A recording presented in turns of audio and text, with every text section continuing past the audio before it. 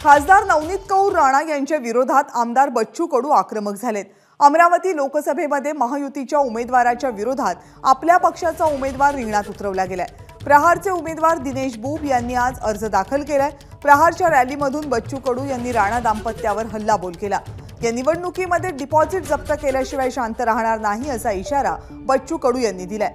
जेलमध्ये जावं लागलं तरी मागे हटणार नाही असंही बच्चू कडू म्हणाले।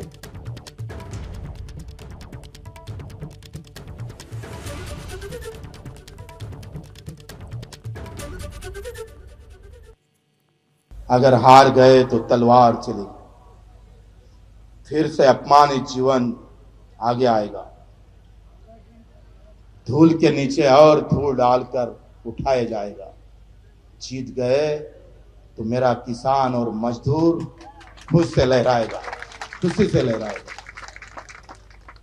ही हार कुठल्याही परिस्थितीत येता कामा नये आणि मला नक्की आत्मविश्वासाने सांगतोय, एका गड्याचं डिपॉझिट जप्त केल्याशिवाय स्वस्त बसणार नाही।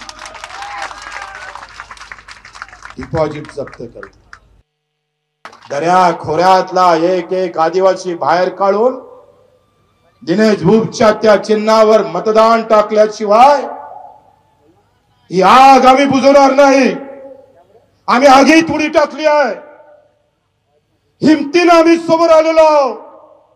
माहित आहे का, उद्याचा दिवस कदाचित जेलाची पायरी चढावं लागेल अशा प्रकारची अवस्था सत्तेतले लोक करण्याची शक्यता आहे। तरी सुद्धा डर नाही, डराने वाले को डराते हैं। एबीपी माझा, उघडा डोळे बघा नीट।